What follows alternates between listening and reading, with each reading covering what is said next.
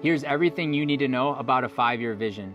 I went to this goal setting workshop that David Osborne led when I was 23 years old. David was a very successful entrepreneur, probably worth well over $50 million. Today it's over 9 figures.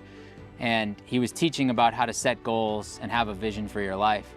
And this guy raised his hand and he said, "Hey, wait, you said that was your vision." And David clicked back on the slide and he said, "Yeah, that was my vision because all that shit came true. So my wife is making me a new vision board."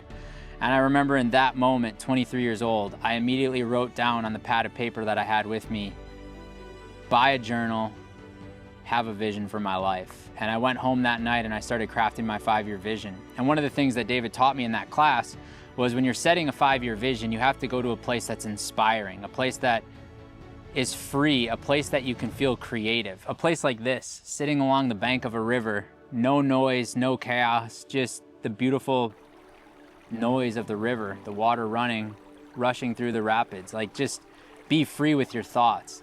And every time I had found myself trying to set a vision for my life previously, I set a vision for my life based on the narratives and the stories that everybody else told me. And when I found that free and creative place for the first time, I just let whatever came to my mind land on the paper. And I started with bullet points. I started with my name. I started with my age. I started with my wife and her age and her name.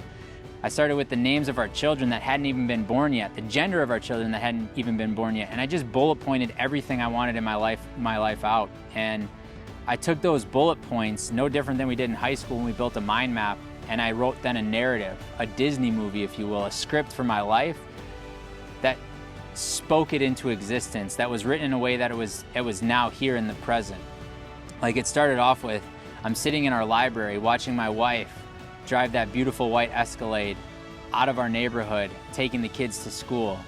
And I now have that exact opportunity every single day to sit in our library and watch her pull out of the driveway in the beautiful white car she has with our children in the car, taking them to school. And the crazy part about my 5-year vision is the first one I ever wrote, I literally said our firstborn child was a girl, our secondborn child was a boy, and our thirdborn child was a girl. And God, the universe, whatever you believe in, the subconscious mind gave us a daughter first, Rylan, then gave us a son, Bodhi, second, and then gave us another daughter, third. And I look back on that 5-year vision that I wrote in 2013 when I was 23 years old. And the only thing I can critique myself on is not having a bigger vision, because everything that I put in that 5-year vision came true. And everything in that 5-year vision not only came true, but I blew out of the water. Yeah, I think a 5-year vision is just like a flight plan for our life.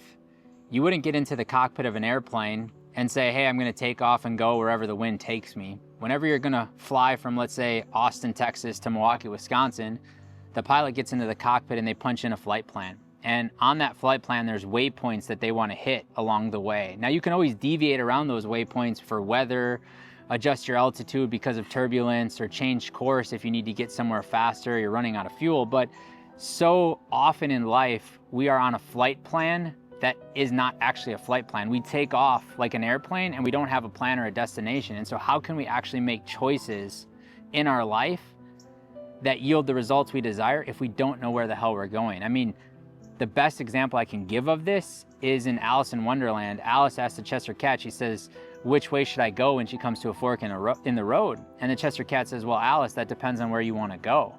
And if you don't know where you want to go, then it doesn't matter which path you choose, because either will be an option for you, because you don't give a shit where you end up. So if you really want to achieve the life you say you want to achieve, you have to build a flight plan for your life. And the 5-year vision is that flight plan. It is a filter by which all decisions can run through to make sure that you're making decisions that align with your core values, your truest self, and the vision you have for your life and your family. The biggest misunderstanding that people have when they're building their 5-year vision is that it has to be written in stone. The beautiful part about a 5-year vision is when you write it and read it, and not just read it once, but read it 20 times a year, at any moment in time you can change it. For instance, part of my 5-year vision was really getting into CrossFit, and I ruptured my Achilles tendon riding a bull. CrossFit is no longer a part of my 5-year vision. CrossFit is no longer a part of my life because I don't want to rupture that Achilles again. And so I always write my 5-year vision in pencil, because that tells me that all I have to do is use the eraser and change it if it no longer resonates with me at my truest core. If you actually write your 5-year vision and you read it 20 times throughout the year, some of those things will just naturally come true because you're programming your subconscious mind to put you in a position for that to happen. It's called the reticular activating system. When you want to buy a new car, all of a sudden, all you see on the road is those cars. And it's not because Lexus or Range Rover has got really good at marketing and they're like, oh, we know this person wants to buy a Lexus, so let's just put a bunch of Lexuses on the freeway. It's because your reticular activating system, that part of your subconscious mind, is starting to see those things more and more because you already told yourself you want to buy that car. The 5-year vision is the same. You write it down and your reticular activating system starts to go to work for you and starts to put things in your path that align with the 5-year vision you've set.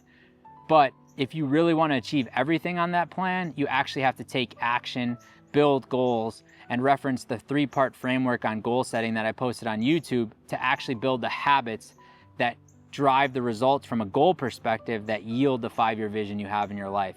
You actually have to do the work. You actually have to enjoy the journey, and you actually have to be committed to the process, not just put it on paper.